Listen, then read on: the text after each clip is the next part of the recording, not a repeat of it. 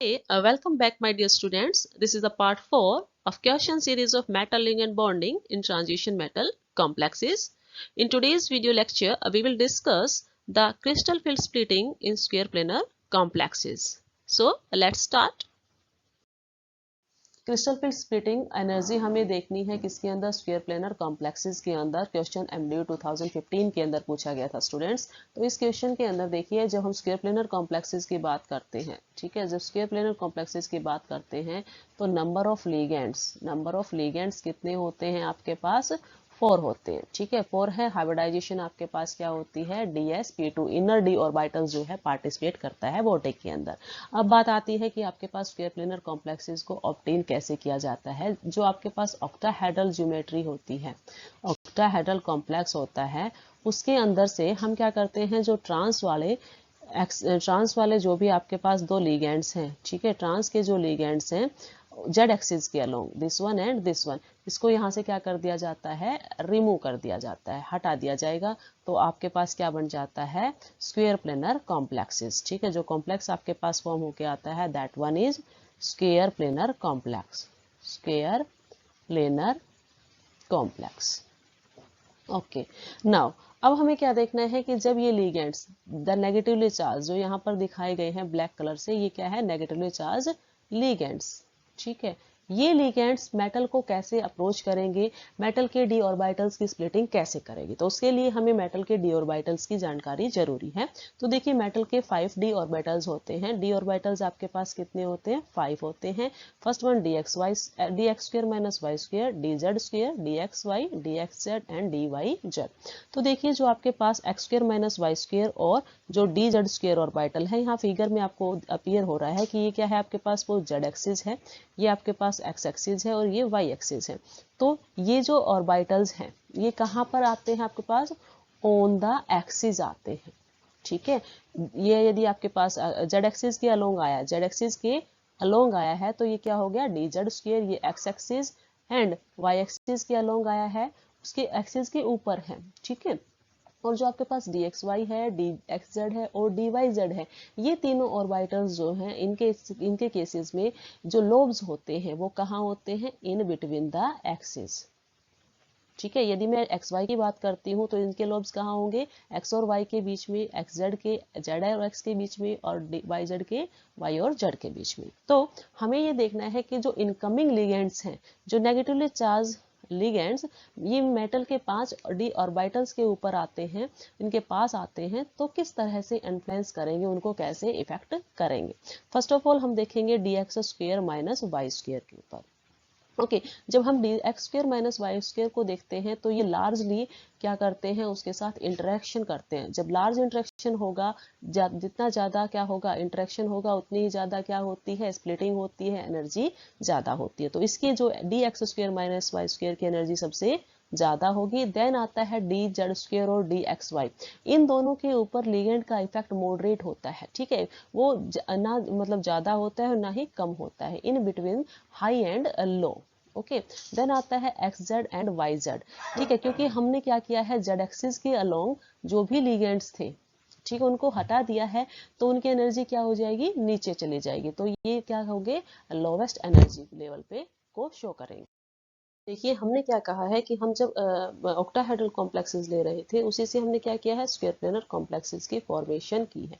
तो उससे पहले जब आपके पास स्क्वायर प्लेनर कॉम्प्लेक्स फॉर्म होता है, तो हम जब इन लिगेंड्स को निकालते हैं यहाँ से, तो हम इनको थोड़ा इलोंगेट करते हैं। उस पोजिशंस को बोला जाता है टेट्रागोनल स्ट्रक्चर, ठीक है। This is the tetragonal structure, कि ये जो लिगेंड है आपके पास, जो ये जेड एक्सिस के अलोंग जो लिगेंड्स है ट्रांसपोजिशन पे, उनको इलोंगेट कर दिया जाता है।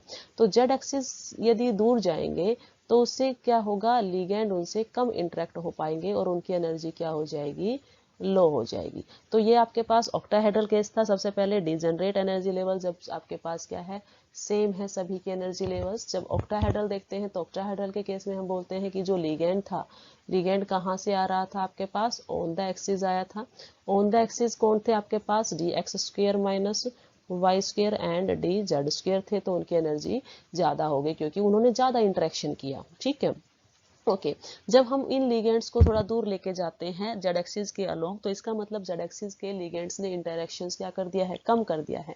दैट्स वाई तो यहाँ पर जेड का जो भी ऑर्बिटल्स था वो क्या हो गया है, लोअर एनर्जी स्टेट में आ गया है। इसी तरह से जो यहाँ पर थे D X Y, D Y Z और डी जेड एक्स, तो जेड के जितने भी इन्वॉल्वमेंट थी वो कहाँ आ गए आपके पास, नीचे आ गई है। ओके देन आप कहते हो टेट्रागोनल से आपने कंप्लीटली जड़ को क्या कर दिया है, रिमूव कर दिया है। ठीक है, आपने कंप्लीटली जड़ को वहां से रिमूव कर दिया। यदि आपने कंप्लीटली जड़ को रिमूव कर दिया है तो इसका मतलब जड़ का जो इंटरेक्शन है लिगेंड के साथ, ठीक है, वो क्या हो जाएगा आपके पास, और भी कम हो जाएगा, वो वहां से गायब हो गए तो इंटरेक्शन सबसे कम। इस मीन्स जो एनर्जी लेवल्स यहाँ पर था वो एनर्जी लेवल और भी नीचे चला गया है, Z D Y Z and D Z X. Okay इसी तरह से आपके पास जो डी जेड स्क्वायर था उसकी एनर्जी एक्स वाई से भी नीचे चली गई है। अब यहाँ पर जो इंटरेक्शन होता है वो एक्स और वाई के बीच के साथ लिगेंड का सबसे ज्यादा होगा, जो एक्स और वाई एक्सिस के अलोंग प्रेजेंट होंगे। तो ये जो इनके साथ इंटरेक्शन सबसे ज्यादा होगा तो इनकी एनर्जी भी क्या हो जाएगी, हाई हो जाएगी। तो D X square minus Y square की एनर्जी उससे ज्यादा हो जाती है। सेम इसी केस में डी एक्स वाई है उसकी एनर्जी भी ज्यादा हो जाती थी। तो ये था आपके पास स्क्वायर प्लेनर कॉम्प्लेक्सेस की।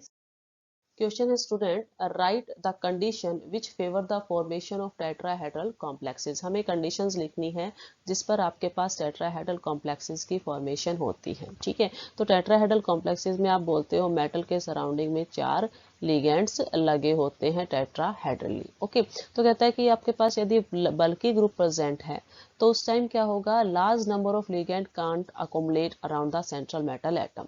यदि ये लिगेंड्स लार्ज होंगे तो और ज्यादा लिगेंड्स नहीं आ पाएंगे। इट मीन 6 यदि लिगेंड्स आना चाहें तो वो नहीं आएंगे, ऑक्टाहेड्रल की बजाय टेट्राहेड्रल कॉम्प्लेक्स फॉर्मेशन होगी।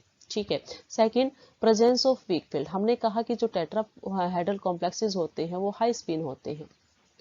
ठीक है, इनमें पेयरिंग नहीं होती। और पेयरिंग कब नहीं होती, जब आपके पास जो लिगेंड है वो कैसा होता है, वीक फील्ड लिगेंड होता है। ठीक है, तो यदि वीक फील्ड लिगेंड आ रखा है तो उस केस में भी क्या होगा, आपके पास वीक फील्ड लिगेंड के केस में भी टेट्राहेड्रल कॉम्प्लेक्सेस की फॉर्मेशन होती है। ठीक है, तो second one is weak field ligand होना चाहिए, बल्कि ग्रुप्स होने चाहिए।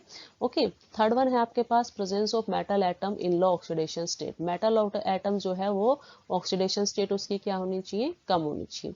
लास्ट वन इज यदि आपके पास D0 है, D5 है या D6 कॉन्फ़िगरेशन है। ठीक है, यदि इलेक्ट्रॉन्स उसमें क्या है, खाली है, या वो क्या है भाई आपके पास, यदि वो उसके अंदर 5 इलेक्ट्रॉन्स हैं या D6 कॉन्फ़िगरेशन आती है, then these configuration do not cause any crystal field splitting. ठीक है, तो इनके अंदर किसी भी तरह की कोई स्प्लिटिंग नहीं होती, क्योंकि जैसे हम 5 के अंदर यदि इलेक्ट्रॉन्स फिलअप करते हैं, D5 का यदि हम केस लेते हैं, this is the case of D5, तो 1 2 3 4 एंड 5, तो आपके पास आपने क्या देखा, टेट्राहेड्रल कॉम्प्लेक्सेस हैं, तो आपके पास क्या होता है, जो आपके पास डबली डिजनरेट वाले होते हैं उनकी एनर्जी क्या होती है, आपके पास कम होती है। ठीक है, उसकी एनर्जी आपके पास क्या होगी, कम होगी, और ट्रिपली डिजनरेट की एनर्जी क्या होती है आपके पास, ज्यादा होती है। दिस वन ओके तो इलेक्ट्रॉन्स हमने फिलअप किए, हाई फील्ड जो हाई स्पिन कॉम्प्लेक्सेस की फॉर्मेशन होती है, इसमें जो आपके पास वैल्यू आती है वो क्या होती है, 0.6 इंटू 2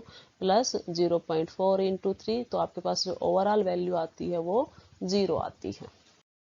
क्वेश्चन है आपके पास व्हाट इज पेयरिंग एनर्जी। ठीक है, पेयरिंग एनर्जी क्या होती है उसको एक्सप्लेन करना है।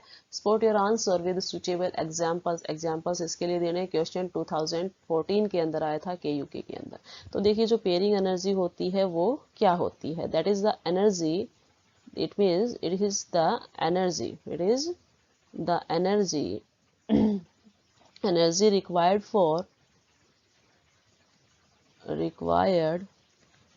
for pairing of electron in the same orbital। ठीक है, पेयरिंग ऑफ इलेक्ट्रॉन के लिए मतलब हमें यदि इलेक्ट्रॉन्स की पेयरिंग करवानी है तो उस टाइम कितने एनर्जी की रिक्वायरमेंट है, that is the pairing energy. ठीक है, देखिए हमें एग्जांपल्स के थ्रू बताना है, तो हम क्या बोलते हैं कि हमने एक स्ट्रॉन्ग फील्ड लिगेंड लिया और एक हमने क्या लिया, वीक फील्ड लिगेंड लिया। ठीक है, हमारे पास 2 टाइप्स के लिगेंड्स प्रेजेंट है। यदि आपके पास वीक फील्ड लिगेंड प्रेजेंट है तो पेयरिंग एनर्जी क्या होगी, और यदि आपके पास स्ट्रॉन्ग फील्ड लिगेंड है तो पेयरिंग एनर्जी क्या होगी। तो देखिए जो वीक फील्ड लिगेंड होते हैं उसके अंदर इलेक्ट्रॉन्स पेयर अप नहीं करते, और जो स्ट्रॉन्ग फील्ड होते हैं उसके अंदर इलेक्ट्रॉन क्या कर जाते हैं, पेयर अप कर जाते हैं। ठीक है, और पेयर अप होके वो क्या फॉर्म करते हैं, पेयरिंग नहीं करेंगे तो हाई स्पिन कॉम्प्लेक्सेस की फॉर्मेशन करेंगे वीक फील्ड वाले, और यदि पेयर अप हो गए तो वो क्या करेंगे, लो स्पिन कॉम्प्लेक्सेस की फॉर्मेशन करते हैं। तो इसका मतलब क्या है कि इस केस के अंदर जो आपके पास पेयरिंग एनर्जी है वो क्या होती है, डेल नॉट से ज़्यादा होती है, और इस केस में जो डेल नॉट की वैल्यू होती है वो पेयरिंग एनर्जी से ज़्यादा होती है। कैसे, देखिए कि जब मैंने स्ट्रॉन्ग फील्ड लिगेंड लिया है तो स्ट्रॉन्ग फील्ड लिगेंड के केस में आप देख रहे हैं कि यहाँ पर जो डेल नॉर की वैल्यू है, एनर्जी डिफरेंस की जो वैल्यू है वो ज़्यादा है, दैट्स वाई ये इलेक्ट्रॉन ऊपर यदि जाना चाहे हायर एनर्जी लेवल्स के अंदर तो नहीं जा पाएंगे, दैट्स वाई यहाँ पर क्या हो जाती है, पेयरिंग हो जाती है। तो इसका मतलब यहाँ डेल नॉर की वैल्यू पेयरिंग एनर्जी से ज़्यादा है। दूसरा केस जब देखिए तो आपके पास क्या है, यहाँ पर इलेक्ट्रॉन्स जो हैं यदि हायर और लोअर एनर्जी गैप देखें एंड डेल नॉर की वैल्यू देखें तो कम है, इलेक्ट्रॉन्स यहाँ से यहाँ ट्रांसमिट हो सकते हैं। ठीक है, तो आप यहाँ क्या बोलेंगे, डेल नॉर की वैल्यू कम है पेयरिंग एनर्जी से। ठीक है, तो pairing energy is greater than del naught, this is the concept of pairing energy.